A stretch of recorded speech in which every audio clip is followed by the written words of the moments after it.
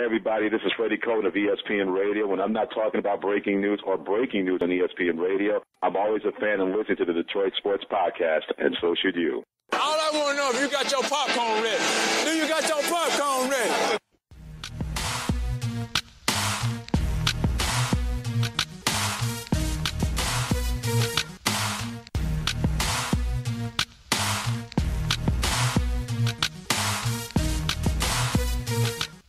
DetroitSportsPodcast.com presents to you the one-on-one podcast with the Doc, John Macaroon. Kind enough to take me up on my offer. Longtime radio host, current program director, sports content director at 970 AM ESPN, Gregg Henson, joining me in the studio here in Sterling Heights. Greg, thank you so much for taking me up on my offer. I'm so looking forward to this chat. I can be honest, I've been a longtime fan, and I grew up listening to WDFN as a 15-year-old back in 1994. Hey, man, I'm just glad somebody still remembers us. I really appreciate it. Not only did I want to come in and talk sports, but I really wanted to see what you're doing in here. This is a fascinating setup, and I do a podcast myself for Michigan football, but when I come in and see guys like you starting your own businesses, making some money doing podcasting, I think that's great. I love it. I think it's, I think people underestimate the value of having sound. The sound, because everyone's like into video or they want to do this, but sound matters. And when you do audio like this, it's really cool to see, because I listen to it in my car. I listen to nothing but podcasts. What kind of podcasts are you into nowadays? I listen to a lot of sports podcasts from Detroit, keeps me up to date on some of the teams here. I listen to, there's a really good one that by an ex-NPR employee I listen to called, what is it called? Oh, it's called Serial. And then there's another one called Startup, and it's about starting up a podcasting company. You should listen to that. It's just Google Startup Podcast. He went out and he got funding to start this whole company, and it's just really fascinating. So I listen to just about everything, but a lot of sports podcasts, a lot of niche stuff. Like I want to hear about Michigan football, so I listen to Michigan Football Podcast, because you don't just get that in mainstream. And you yourself have started a podcast, the Big House Nation podcast. What made you decide to start that, and how's it been going for you? Well, I think the reason I started doing the Big House Nation podcast is because that's really one of my passions. I really enjoy college football. Always have, always loved college football. I think it's the best game going, and so I figured, well, why not? After all the Harbaugh stuff last year, there was so much excitement about, Michigan football that I saw this new app was launching called Wolverine Sports Radio, and I reached out and I said, hey, you mind if I join up and help out? And they said, sure, we'd love to have you. And quickly became one of the more downloaded podcasts for the app, which, they have them for Alabama and Tennessee, and all the big schools on that network have their own podcasts. I'm just on the Wolverine channel. And so, it's what it does is it really just indulges my passion for Michigan football. That's it. So I do it. I enjoy it. It goes hand in hand with one of my websites called BigHouseNation.com, which I started just as an outlet to write about Michigan football. Now, talk a little bit about the whole Jim Harbaugh ordeal. Back when Harbaugh was hired, everyone was kind of speculating. The national media, everybody in town was talking about, is Harbaugh going to come to Michigan? You and a few select others were right on point. I followed you on Twitter at Gregg Henson, and you had great information, and it turned out that you were correct. Jim Harbaugh took the job. Just talk about that whole ordeal and kind of the kind of grief you took a little bit from outside sources, because they didn't believe that, hey, who is this gentleman from outside Detroit kind of reporting on Jim Harbaugh? Well, it's interesting because I was mocked by Channel 4. Channel 4 said a blogger in Pittsburgh says it's a done deal. And I said, well, it kind of is. It goes back to when Brady Hoke was hired. What most people didn't believe was that Jim Harbaugh always wanted the Michigan job. Always. He didn't hide it. So when they hired Brady Hoke without really even approaching Jim Harbaugh, they never really approached him. That was something that angered those of us who knew. They approached Les Miles, but basically told him every reason. They met him at the airport. I wrote about all this. They met Les Miles at the airport and sat down, Dave Brandon and him, and Dave Brandon told him all the reasons he wasn't going to hire him. And it was money and this and that. So Brady Hoke had already been hired. The summer before Brady Hoke became the head football coach, he was at the golf outing with Greasy and all those guys, Gladhand, and he'd already been told he was the next head coach. So they were that was highly disappointing, knowing that Brady Hoke was going to be the coach. So knowing through my sources and people that I've known for a long, long time, I knew Jim still wanted the job. Jim was always interested in the job. Now, I don't think he would have left the Niners unless they fired him, but it just happened to work out where they let him go. Those idiots. I mean, they let him walk away, and I knew that he was leaving like I used to joke, hey, Lions game's over, put on the Niners and hope they lose because that's the next head coach if they fire him. And my sources kept telling me, it's Jim. He wants it. He's going to listen. He's going to take it. Meanwhile, all the national press, Ian Rappaport, who I'm friends with Ian, and I tried to talk him back and say, back away, because I'm telling you, he's coming and you're going to look wrong. And the biggest eye-opener for me was how the national guys, God love them, they're all really nice guys that work hard. The amount of disinformation they spread because they don't know. I mean, the only people I followed in this town for the Michigan stuff was Sam Webb. Sam wouldn't go out and say it, but I think Sam knew. You know, Sam wanted to protect himself, and I get that. He's got a very lucrative website, and you don't want to do dumb stuff. I just have a stupid blog, and I have sources. So I didn't have to run it through any filter. I just said, okay, here's what my guys are telling me. Multiple people who told me that Brady Hoke was getting the job when he got it, which just was sad. And, you know, just giving me other Michigan football info. They told me it was going to happen. And that's kind of, and I just stuck to it. I said, this is what they've told me. They've never changed and they've never lied to me. That's why I stayed with it. And once word came down that he was hired, did you feel a sense of vindication, or did you feel a sense like, hey, I'm respected, I do have sources, and I am an individual that, listen, I trust my sources, and I put out good information? And and the other thing is Doc, is I don't pretend to have sources at every sport. I mean, I spent a lot of time in this market, and I don't have many Tiger sources. I don't know that much going on behind the scenes, but I know guys who have Tiger sources. I'm not a Lion expert. I know a few people in the organization. I don't know anybody at the Red Wings, but I do know Michigan. I've been to almost every game since I was, 13 years old, 14 years old. And then when I got to DFN, I started covering them from 94 on. And over that time, you meet people, you talk to people. Vindication, I was not going to spike the football like a lot of people like to do. I was not going to take a victory lap. My whole deal all along was I gained nothing from this. I could only have lost. Like, I'm not making thousands of dollars off my website because I was right. The only thing I could have done was ruined my reputation. So I just kept saying all along, look, I have nothing to gain. All I'm doing is answering the telephone. Guys call me. They say, here's what I know. And that's kind of how it worked out. I wasn't digging. People were calling. People that I've known for many years and just saying, here's where we're at. This is what's going on. And I'll tell you what's funny. After it started, I made other sources, like high school football coaches that I'd known but never really talked to, would call me with info. It was funny. It was really interesting. And, there was you get a lot of misinformation and you just blow that off. A lot of it was obviously not true, but I knew where the truth was coming from, the people that I talked to. And now, do you think that Twitter, in this age of Twitter, journalists have to be on there almost all the time trying to outbid each other, and that's the reason why they're trying to be first? So they're trying to put out as much information to their followers as possible. I really got into it because I was fascinated. I was like, wow, there's really basically two strong opinions of he's either coming or he's not. Oh, he's not coming. He's staying in the NFL. The thing that used to crack me up is that all the narratives that were wrong. His wife's not leaving the Bay Area. False. She never said it, never believed it.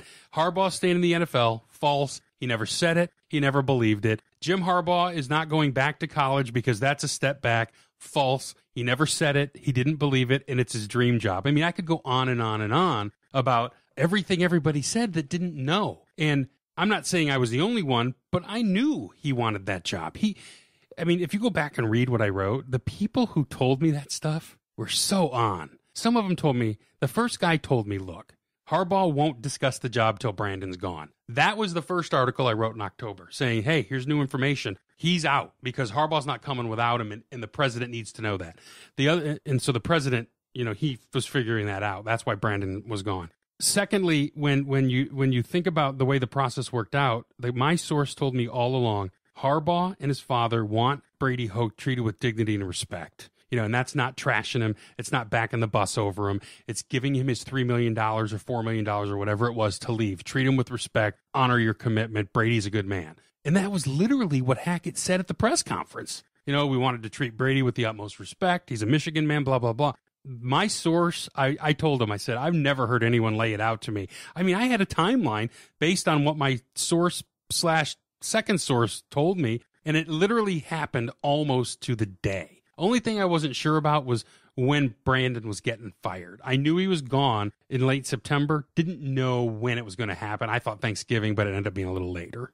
It was amazing. Yeah, all kudos to you, man. I followed along both narratives, and I just really kind of got into more of the, wow, why are these people putting out this wrong information from outside and trying to pass it off and fighting vigorously to saying it's true when it was obviously wrong? Well, very fascinating. And all I'll say to that, and they're all good guys. I have no problems with what they wrote. They're just not here. They don't know anybody. Like there are certain guys who would write stuff, and I like them, and I follow them and stuff. But I'm like, dude, you've never been to Ann Arbor. Who do you know? You know, because the information is coming from ex-players, ex-coaches, ex-administrators. How could they possibly know people who don't even work there anymore? You know, and so they're getting sources. They're getting it from agents. You know, like Harbaugh's one agent was putting out weird information, and the problem is that they're not there. Their boots weren't on the ground, and that's why now I have to take it with a grain of salt when an NFL guy tells me something that's not NFL related, because they missed badly. Now, I'm fascinated. I started this podcast because I was just interested in how people got into sports, what their passions were as a kid. How did you, as a young lad, get into sports, and what teams did you follow growing up? I grew up 3 miles from where we are right now. I grew up at Troy, and in Troy, went to Troy High School. I grew up at 16 Mile in Rochester, and I was just a little baseball geek when I was a kid. Played baseball and football all the time. You know, it's the same story. Always out in the yard playing, always doing this, always doing that. And my career goal, I played high school football at Troy, went to Wayne State, went to Oakland Community College. My stated goal from the time I was about 9 was to replace Ernie Harwell, because that's the only sports that was going on was play-by-play. Sports radio didn't exist when we were kids. We couldn't ever think we'd have a future doing sports talk then, because all we had was sports rap from 6 to 7 every night on WJR into Tiger baseball. That's it. So I realized, I was going to be Ernie Harwell, but I started in rock and roll. I started at 94.7 and worked with JJ and the Morning Crew and those guys. And one day, in Names and Faces in the back of the Freeb, I saw a note that said, there's a new sports station coming to Detroit. The lady running its name is Lorna Gladstone, who's a close friend of mine to this day. So I went and I dug up her number. I sent her a fax. I got a call 20 minutes later. I interviewed the next week and I was hired. And I just couldn't believe the fortune, because I thought for sure I'm just going to have to be a disc jockey all my life because no one does sports. I made the conscious effort to do sports in 94 when DFN came on. And, you know, we went in there. We had no clue what we were doing. Art Regner, a couple other guys. Stoney, Wojo came later. Jamie was one of the original hires. Jennifer Hammond, all these people. We had so much talent in that building. I mean, Dave Pash. Dave Pash is the Arizona Cardinals radio play-by-play guy, and he's also on ESPN. Matt Derry was there a little bit later. I hired him probably a year or two in. He's on the air now. Everyone at 97.1 except Valenti was on there, except Karsh, I guess. Karsh did weekends for us, but we had all these people there that were so talented, and a lot of them going on to do some really good things. And that's what, you know, that's how it started. We just started figuring out as we went, and we were so young and dumb, and none of us had any responsibilities, so we didn't care. What was your guys' mission as a new sports station? No one's really doing it. What was your guys' intention? And for you as a host of your own show, what kind of things did you want to accomplish with a radio show talking sports in Detroit, a hotbed where there's so many options and a lot of people with strong opinions? Well, I wanted, the goal was to create, I mean, obviously it was financial for the company because, you know, we wanted to build $20 million, you know, like they were doing in other markets. We never got there, but we got close. Not close. We got halfway there. $10 million for a station like, you know, DFN. We think we built that 98, 99. That's a lot of money for a little AM station. But our stated goal was to break every story in Detroit. This was pre-Twitter. Now Twitter does it. And to be the place to go for men to talk sports. And we talk strictly about men. And if women came, that's how I met my wife. We went to high school together, and she happened to be listening. And she's like, I think I know that guy. And she emailed Stoney, you know, but we went to the same high school, but she used to listen because she liked the Red Wings. So, I mean, we had a lot of women listening, but the stated goal was let's activate men for our audience, make a lot of money, and have a ton of fun. And we used to have so much fun in that old building. We had a guy named Don Swindell. He used to do all the parody songs. We'd write them, and he'd sing them. And so we did a lot of cool things. Radio's not really like that anymore. It's a lot different now. But the stated goal was just we wanted to be the place for sports in Detroit, and we accomplished that. Yeah, and talk about, you know, before we started this, we had a little chat, and you said that at the first studio at WDFN was basically, you said, a dump in a garage. It was a garage behind W4 Country on Jefferson Avenue. You had to walk outside and next door to get into the building. It was a fire trap. It had one door in, one door out. And when the nightclub next door was bumping, I think that's what the kids are calling it, they would block the door. No one could get in or out. That was scary. What if the place caught on fire? And so we finally had to get out of there. But, we had homeless guys peeing on our door and pooping. It was gross. It was really gross. It was really neat for a while when we were younger. But as we got older, we're like, hey, we've kind of earned an office, haven't we? And then they moved us to Southfield, and that was pretty cool. It was nice. What were some of your early memories of some big hot button topics in Detroit that just generated Wayne Fonts? For sure. I mean, there was one day Wayne walked right in the back door, sat down and talked to Stoney and Wojo for half an hour. He was over at Dunleavy's having lunch. Someone grabbed him. I think he was a little sauced up too. It was funny. He came and sat down with Parker and Stone. And I think Parker got into him a little bit. If I recall, my memory is just not as good as I wish it was. But Wayne Fonts was a real lightning rod in the Lions at first. We started that station in the middle of the OJ stuff. We started that station in the middle of a baseball lockout. I mean, we were like, what the hell are we going to talk about? There's no baseball. It was May, no baseball. So it was tough at first. But our goal was to not always do sports. Guy talk about what guys are talking about today. And I think that group did it better than anyone back then. So, it was just, how do we make people, how do we entertain them? If we can entertain them, then they'll be here and the station will grow, and it did. And it was unique at that time. And it's one of those things that usually only happen once in your career. Like in the 70s, it was WRIF, JJ and the Morning Crew, the Dread Cards. They owned this market for 10 years. In the 80s, I don't know who it would have been, but in the 90s, it was DFN. Everyone wanted to work there. It was hip. It was really cool. And we were in the toy department. It was very cool. Now it's much different with podcasts and all the other forms of media. It's kind of splintered that audience away. So they do radio differently now than we did even 15 years ago. How so? What do you say is a big difference from what you see now in sports radio to what you guys started back in 94 and what it became? Well, they've changed the way we measure it. It used to be you'd get a diary and you'd write down what you listened to. Now you carry a meter the size of a pager and it records it. What the meter did was proved that you don't have much time to catch the audience. You can't meander. Like back in the day, we could take time to develop something. If we felt like it wasn't working, we could shift it. Now, man, you got to open the mic and you got to be on or they are gone. So people can say they don't like 97.1 or 105.1 now. The problem there is it's a victim of their own listening patterns. They're only reacting at 97.1 with what they're doing to the way people listen now. Back in the day, the diary was due on Thursday, so you would take your diary and you'd sit down on Thursday and you try to remember everything you listened to that week. So your favorite station would win out. Like if I was a DFN listener, I'd go DFN and I'd write a line through it. Now you can't lie because the meter is constantly listening. So if you're in your car, the whole family's metered up and I'm driving my kids. If they ask to listen to AMP or KISS or something, that gets recorded for all four of us. So it's a lot different in the way it's done. In the past, like I said, you just sit down and you'd vote for your station. I love DFN. And then I'd write it down.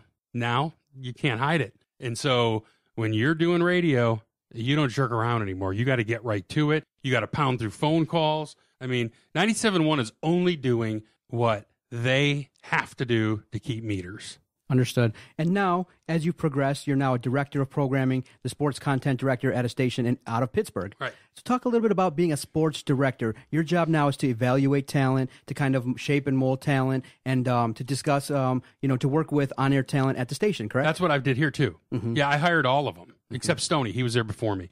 Or he was hired by the lady before me. So being a sports director, your job is to now mold the talent. How easy is it to mold the talent and working with talent nowadays? They're all different. At DFN, it was easy because no one knew what they were doing. They were willing to listen to us because I had more radio experience, having worked over at 94.7. I'd worked under PDs before. So I was the PD. They named me the program director at 26. So I would go in, and I had no problem teaching all these guys how to do radio because they were all willing to listen, and they were all new to it. Like now, though, in Pittsburgh, it's a lot different because I have one very experienced. He's like the icon of Pittsburgh. I don't need to tell him to do anything. I mean, he knows exactly what he's doing. And then the other guy's new, and he's constantly in my office going, what'd you think of this? What'd you think of this? They're all different, so they all want to learn. Very few talent don't want to learn.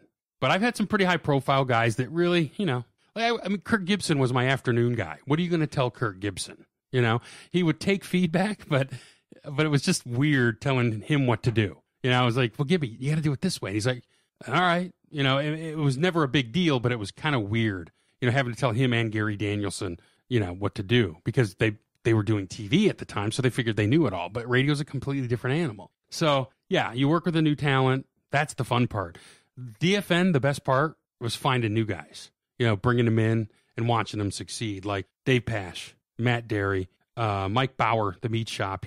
We hired him completely off the wall to go on at night against play-by-play and just be weird. And he was really funny. Brandon Tierney, who's now working at CBS Sports Radio, brought him in. You know how I met him?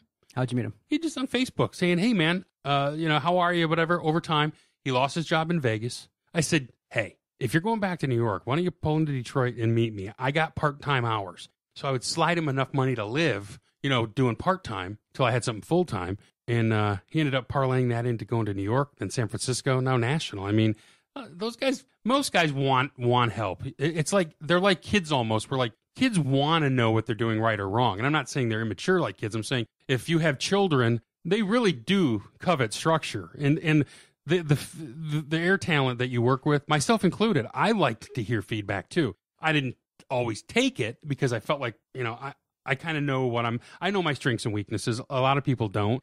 And so like they covet that, do this, try this. If it doesn't work, we'll try it this way. And I think they all got something out of it over time. Wow, fascinating. You were a program director here in Detroit, then at Pittsburgh. Dallas. Well, I wasn't a PD in Dallas. I was on air in Dallas. PD in Philly, PD Fort Wayne, Indiana, PD in Austin, Texas. I mean, always been a PD except Dallas. Okay, so let's say I'm a 22-year-old young kid, maybe going to school out here. Specs Howard is a big training ground here in Detroit, or someone that wants a career in radio. You said you've talked to a lot of people, a lot of on-air hosts about doing sports radio. What do you think are maybe 2 or 3 keys to being a successful individual working in sports talk radio? In 2015, you must have social media savvy. That's very important. Every station wants it. They require it. You should be able to embrace digital, and by that I mean podcasting unique content that's not just like if you're I'll give you an example. If I'm Doug Karsh and I have a top-rated midday show in Detroit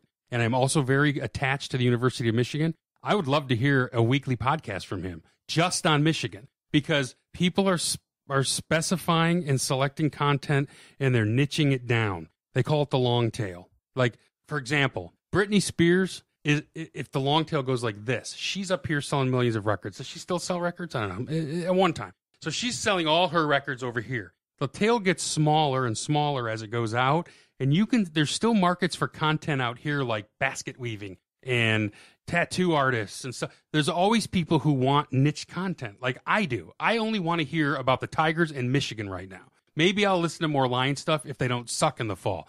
But that's really what I want to listen to in my car. So I can't get that by turning on sports radio. I can get an overview. I can turn on 97.1. I can turn on 105.1 and hear kind of what's going on. But right now, I'm in total recruiting mode. Like, I'm checking my Twitter every 10 minutes to see who's committing because I'm interested in it. So I would tell them to have a specialty, like Art Regner, a good friend of mine. Art Regner is a great talk show host, but he's also very plugged into the Red Wings, and he does a podcast, and I watch it. It's on YouTube called the Red and White Authority. You have to specialize, too. You can still be a talk show host and talk in general terms on a radio, but it's going more and more to niche stuff. And if you want to be a sports broadcaster, you don't need a radio station anymore. You know this better than anybody. So you niche it down into what you're really passionate about, because that's what sustains you when it gets boring. Because I got to be honest with you, the way the Tigers are playing, I have no interest in hearing anything about them right now. I mean, to me, it's over, and it's going to be a long 10 years because there's nobody coming up. So to me, I'm passionate now. My passions with Michigan football and then other things like the podcast I was telling you about, business startups and stuff. I would say that those 3 things, and you have to be entertaining, you have to be flexible, you got to be relatable to people, and you got to be smart. A lot of these guys, they just want to talk sports, but there's so much more to the audio delivery and our content delivery than just taking phone calls. That to me is the next thing that will go away. You better be able to put on a show. Understood. Thank you so much. I appreciate you telling me a little bit, give me some insight into your well over 25-year career in radio. You believe it's almost been 26 years now? You said I believe you started in radio in 1989? Yeah, right out of high school. 88 as an intern. I got my first full-time job in October of 88. at CSX, taping phone calls for a Saturday night request show called The Outer Limits. And I would sit in the other room and I would record them, card them up, and take them into the DJ. And it would just be, hey, it's Joe from Westland. I want to hear Golden Earrings, Radar Love. And $6 an hour, twice the minimum wage. And I thought, man, this is getting paid to do this. And then I got my first job, $15,000 a year. Are you kidding me? Went out and bought a Jeep. Well, I used to drive to Flint to play country music and drive back to do the morning show, like 7 to midnight. Go home, sleep for a couple hours, go work with JJ in the morning crew, go take my class at OCC, go home and nap for a couple hours, drive back to Flint. That was how my 20s were spent. Wow, that's amazing. But it was a blast. Are you kidding? It sure beat valeting cars, which I was doing before that. So yeah, that was a nutty time. Couldn't do that today though. I can barely work 8 hours now. And now you're working in Pittsburgh. Talk a little bit about the Pittsburgh market. Love it. Compared to Detroit. You find when you go to different markets that the sports radio audience has been trained differently. In Pittsburgh, the audience appears to really love having guests. So the guests concentrate, or the hosts concentrate on bringing on guests. Here in Detroit, we never did guests when we started in DFN. So people aren't expecting guests. They like an insider every now and then. But here it's more caller driven. In Dallas, it was more just listening because they had wildly entertaining guys on the air. So no one ever called in. They just sat and listened to the guys on the ticket. We tried to emulate that. In Philadelphia, they just want to call and yell and scream at each other. I mean, every market's different. Pittsburgh's very laid back, passionate about the Penguins and Steelers. Now the Pirates because their 20-year losing drought's over. But they want guests. They do a lot of guests in Pittsburgh. Okay. And now you also do a football show Mondays recapping the Steelers? No, I do the postgame. The postgame. On the Steeler Radio Network, 58 stations across the country, California. I mean, the Steelers, they got stations down by Mexico because people in Mexico love the Steelers. Did you know that? They're the number one team in Mexico. They played an exhibition game in Mexico City, 100,000 people, sold it out. It was all Steeler fans. I mean, they have a huge following, Southern California. I mean, the network is all over the place. And it's on iHeartRadio, too, so you can get it anywhere. But I do with Charlie Batch. He's my partner, the former Lion Steeler quarterback. He's from there, and he's an icon, and they love him. Charlie Batch turned out to be just a wonderful human being. I mean, not that he wasn't when he was here. We just didn't know. But you go to Pittsburgh, his hands are in everything. Every philanthropist project he can get his hands on, he's working with. Do you follow him on Twitter? Yes, I do. Do you notice he's always tweeting out, I was here tonight with this kid group and his dogs. He's got 6 dogs. and him and his wife are great. I really enjoy working with him. He's got great stories about the old Lion days. Share one. I think the one that was funny, one night we were walking back. We do the show from a big bar next to Heinz Field, and we have to walk all the way around the stadium. We were walking, and he was telling me the story about Matt Millen and Marty Mornhinweg getting on that motorcycle and driving away. And he said all the players just looked at each other and went, is this guy serious? And that was when it was over. That instant moment. They looked at both of them and said, what a couple of knobs. And then the next year, 6 Lions signed with the Steelers, and 5 of them won the Super Bowl. The next year, so they took a picture of all of them with their rings and sent it to all their Lion teammates. It was like Clint Krewalt, Charlie Batch. There were 5 or 6 of them that the next year left because of Millen, and they texted their rings back. Pretty funny. Man, we'll get to the Lions later on. I'm not bitter or anything. Yeah, neither am I. All right, let's delve into some current topics and get your insight, because when you follow you on Twitter at Gregg Henson, you got a lot of strong opinions, and you definitely follow what's going around in Detroit. Right. That's for sure. All right, let's start with what happened at Michigan.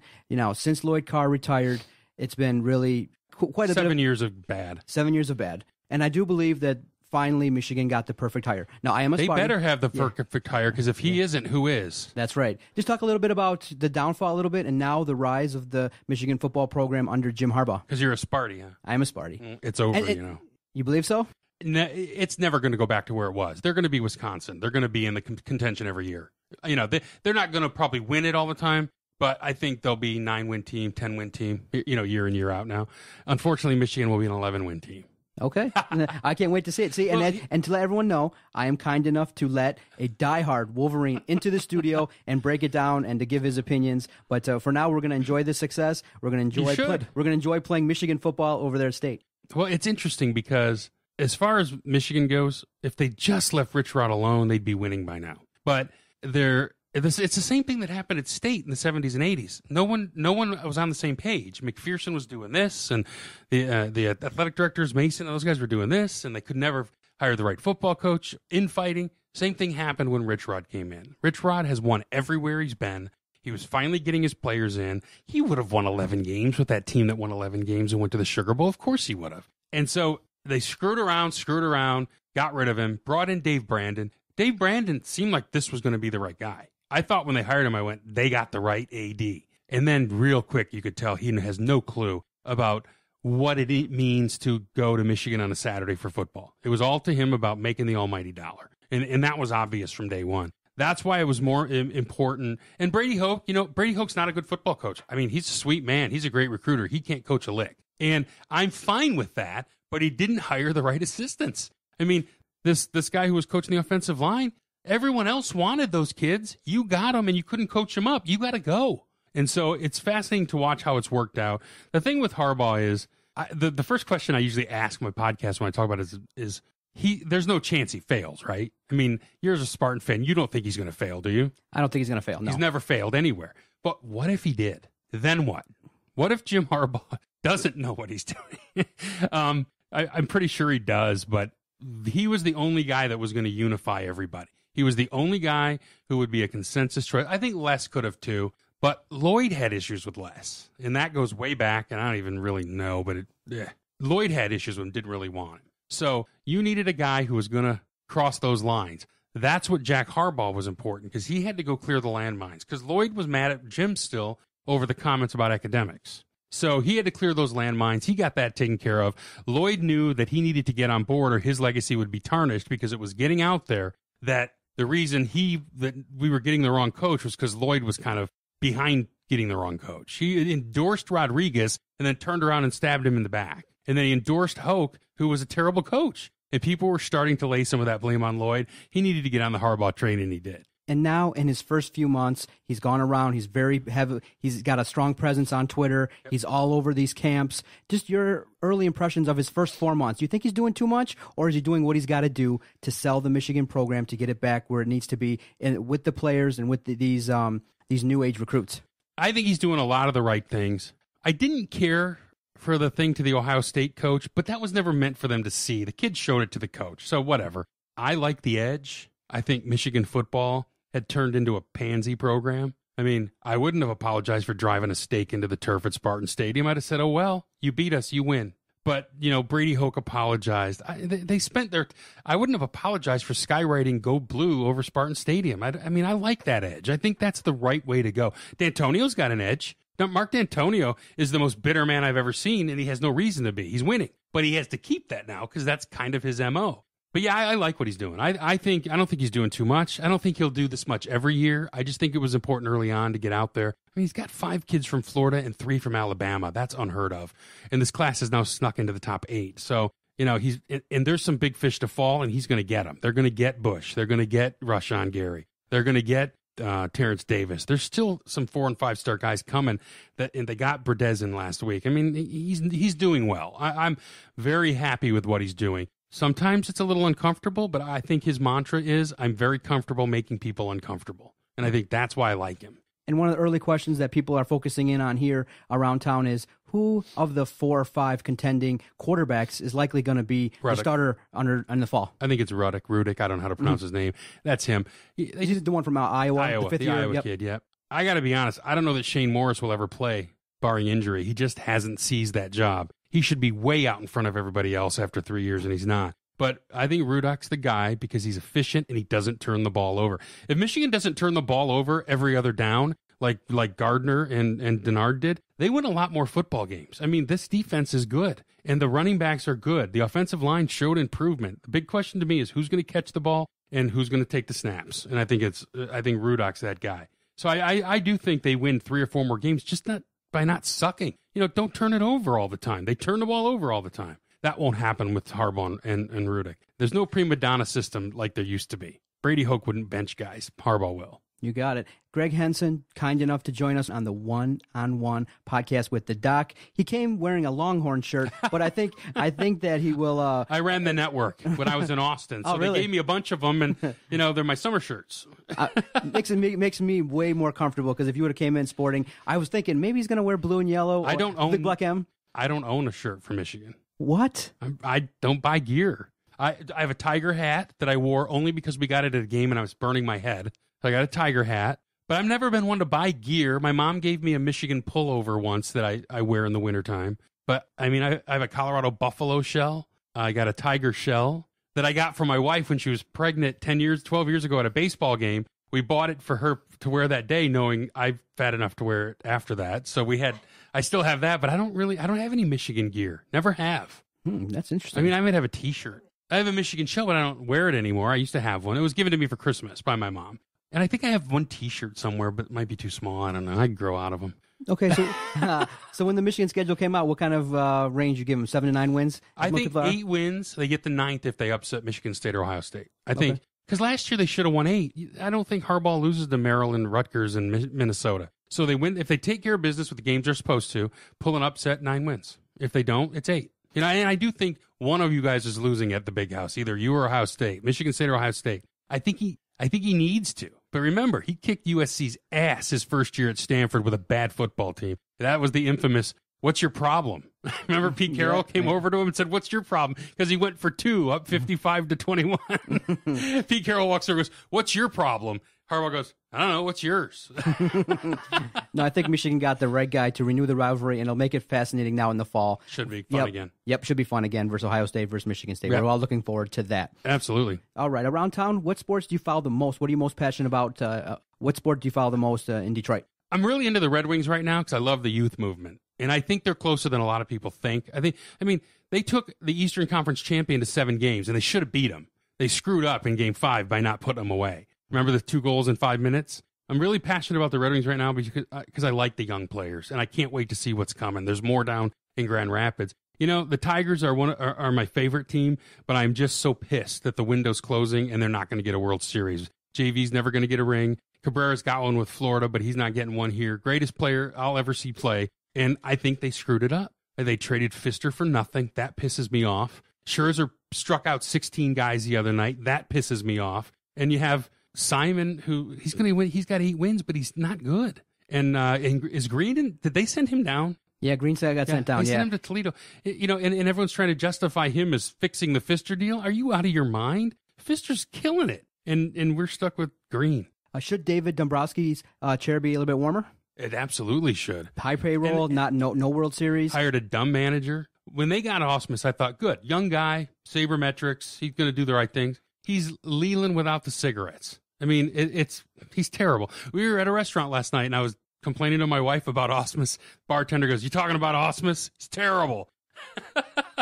I think people are annoyed. The Tigers should have won a World Series in this group and didn't, and it's going to be a long time. There's nothing coming. Yeah. Nothing. Yeah, they stripped the farm system bare. So looking at it, do you think the organization, most people think that David Price and Cespedes, we'll see, they'll be gone. But so then knowing that, should a bright GM move them along maybe early?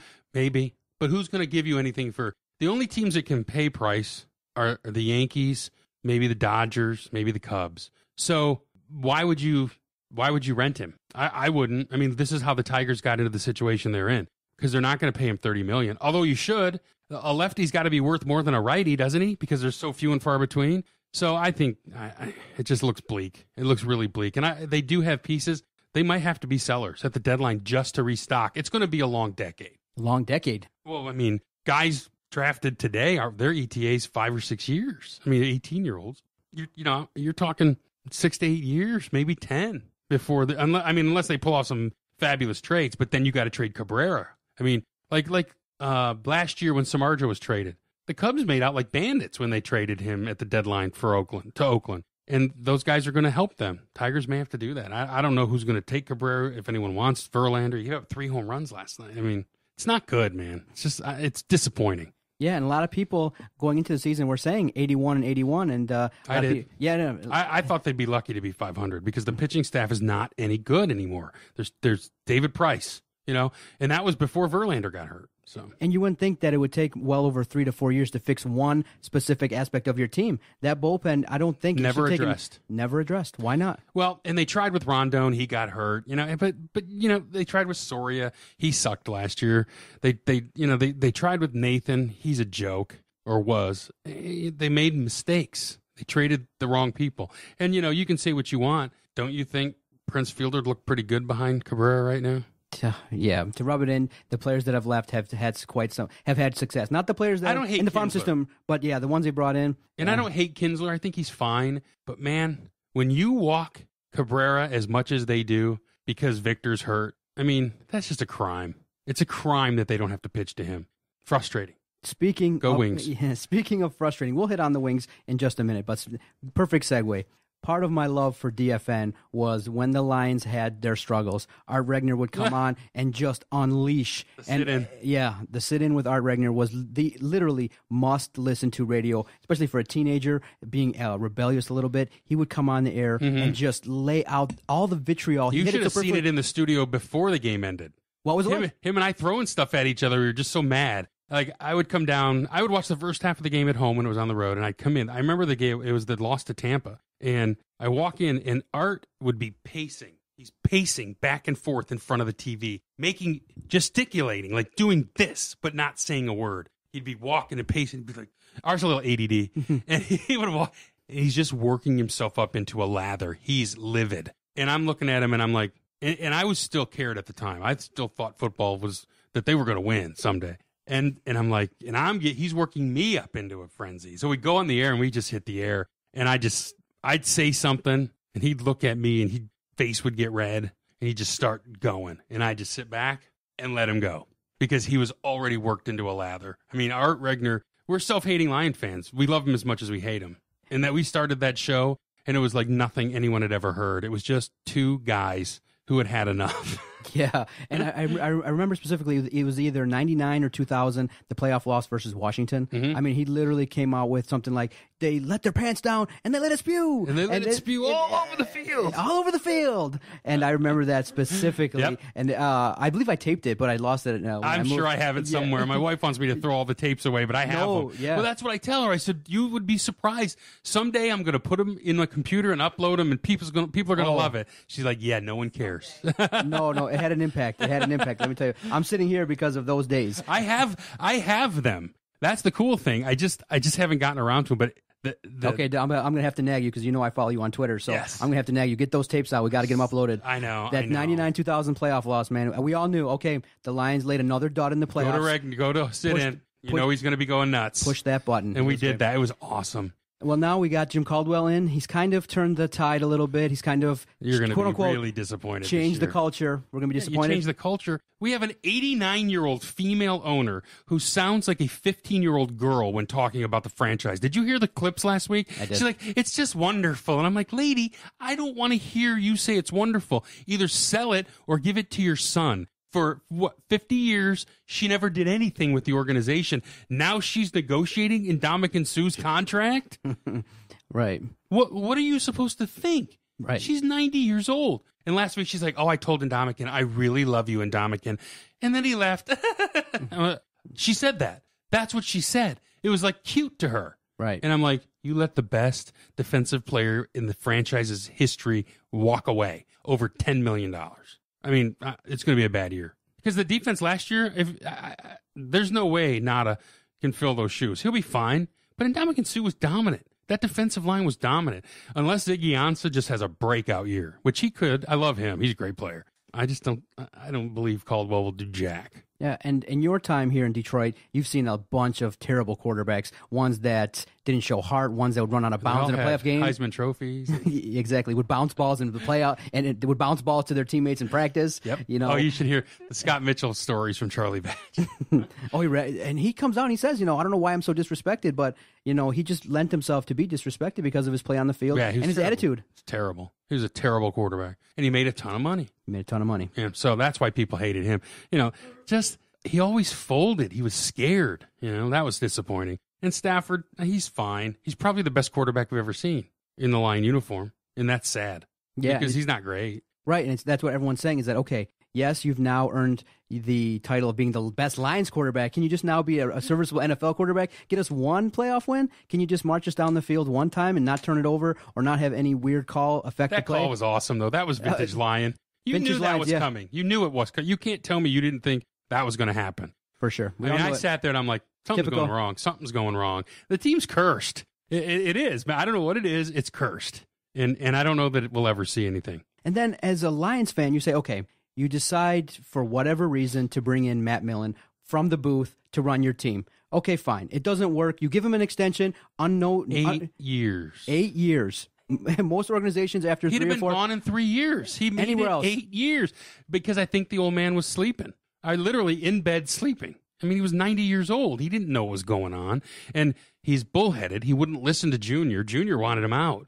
Junior wanted him, but then he wanted to cut the losses, and he wouldn't listen. And then, so then you're like, okay, fine. You make the mistake, wipe out the whole organization. Fix it. Yeah, fix it. You don't bring his underling and make him the general manager who doesn't like talking to the media, who is relatively remote, just kind of keeps to himself. That's not what we want from the general manager and the president of the Lions. We want someone to stand up there, tell us what's going on. Let's keep it informative and respectful. But he just, Martin Mayhew seems uncomfortable talking. He doesn't share any information. And really, right now, you probably know, they keep things under tight wraps over there. The media can't get nothing. Well, it's funny because who are they to keep anything under wraps? Exactly. It's like if it were a great franchise like New England, I'd say go ahead, lock it down. But here, are you kidding me? To be the worst franchise in the history of the sport and act like you have something to hide? I don't get that. Yeah, so we'll talk about something that has a little bit more hope going forward, the Red Wings. They've hired Blashill. He's a guy that is a gentleman that came up through the system, and he's coached a lot of these young players. He's won everywhere. He's made moves. He's coached in college, coached in the minor leagues. Everyone that talks about him says, hey, this guy has a strong chance for success. I talked to a former Red Wing yesterday. Good guy. I said, what do you think of Blashill? He goes, he'll be better than Babcock. I said, what? He said, you know why? Because the players like him.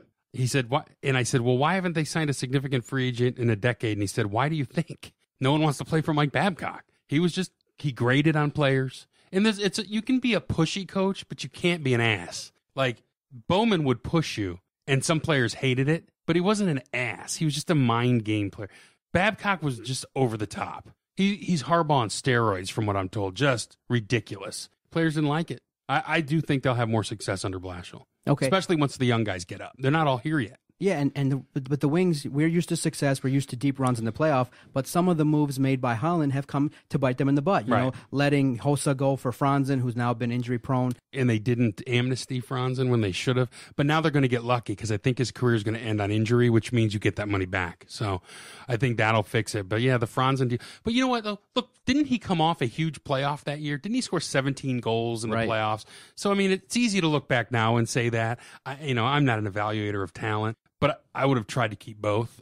But Hossa was here for $1 million for 1 year to win, and they didn't, so he left. Yeah, so in your mindset, who do you think has the higher upside? Larkin or Mantha or Larkin? Two of the... I'm worried about Mantha now. After those comments, I can't believe Devellano said that. I was talking to a couple guys who are in the know, and they told me Mantha's value was inflated when he played in that Quebec league and broke Sidney Crosby's scoring records. He said, but when he got down here, it's tougher, and he wasn't as good. But he was also coming off injury. He'd broken his leg, I believe. So right now, I would say Larkin, from what my guys tell me. I don't see him play much, but I still think Mantha can be good. I think both of them. And Pulkkinen is going to be sweet when he finally gets up here full time.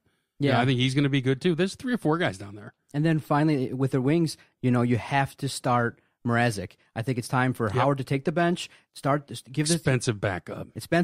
Keep Howard on the bench. Start Mrazek. He's got the it factor. I think the team plays well under him, and he's a good guy. And he is even tempered, and he's young. I like him, and he's aggressive. I love a goalie who comes out of the net. I don't want him sitting back there. And he's the type of guy who'll come out and move the puck. And if you can't find a defenseman to move the puck, your goalie better be a little bit better at it. Now, to end the podcast, I thank you so much. No problem. This was fun. Giving us your time, sharing your memories of being in radio, and giving your strong opinions on local topics. Greatly appreciated. Gregg Henson joined us at Gregg Henson on Twitter. You can follow him for great, strong sports opinions. Just a couple things around town. Lafayette or American? Both. I like Lafayette. Okay. But I'll tell you what my favorite Coney is. Davis and Coney at 9 and Coolidge. I don't like the natural casings. They got Ballpark Franks there and better fries. So try Davison. The chili's killer. Okay, we'll do. And then if you could attend one sporting event in town at one venue, where would you like to go and hang out? Which venue is your favorite around town? I like Ann Arbor because I go with my wife. You know, go with friends. We have a big tailgate, and we enjoy it. And plus, we went to Comerica Park last weekend. That was a ball. We love to do it once a year, but the ballpark is not the easiest park to sit and watch a game in. It's kind of built wrong, and it's expensive. I mean, to get a halfway decent seat, you're paying $70, and I don't do that anymore unless my kids want to go, you know, because I've been there, done that. So I try to pick up cheap tickets in Pittsburgh and take my kids. But I like Comerica Park. I want to take my 10-year-old to the Joe before they tear it down because he's a real hockey head freak. I mean, a freak. So I think we're going to try to get him to a hockey game here next fall. I want him to see what a dump it is because some of the best old barns are the biggest dumps, you know. You got it. And I took him to Wrigley when they were 10. So I want him to see these things. I never got to go to Olympia. They tore it down in 79, and my dad didn't like sports, so I didn't get to go. So I want him to see this before they tear it down. So I think we got 2 years left, 16 and 17, or just 15 and 16. Well, you know, it's Detroit, so they'll find some loophole to keep it like 3-4 more years. Exactly. You know, there'll be some street that's become a historical landmine, and it'll delay the opening of the stadium. Like that ugly building sitting there blocking it right now. I'm like, really? Move the damn loading dock. Let's go. You got it. Now, when I interview people, I always like to ask this as a finishing question. You got 4 tickets. You can go to any sporting event, any venue in the world, and you can take 3 people, either dead or alive, famous or family.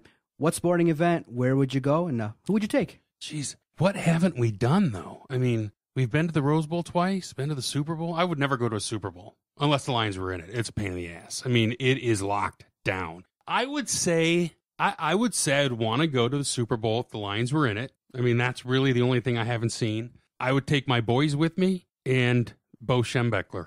Perfect. Sorry. Gregg Henson. My wife's sitting here. You could go too, but you can stay at the tailgate. She doesn't go in. She sits and eats at the tailgate. So you can come tailgate with us. The 4 of us would go in. I wish. I like doing stuff. Sports is like all new to me again because of my boys. You know, they like it. My oldest one, not so much as the youngest one, but to see his passion for stuff is something that really kind of fires you up again because he's exactly like I was when I was a kid. I mean, when I was a kid, my dad had a little business, and I used to steal his books that he'd record his income and expenses in and record shots and goals for the Red Wings. And he'd be like, "Where's my bookkeeping book?" And I'm like, "Oh, here." He's like, "Well, who are these people?" And it'd be like Nedemansky and all these old Red Wings that my brother and I would just keep score, which is stupid now.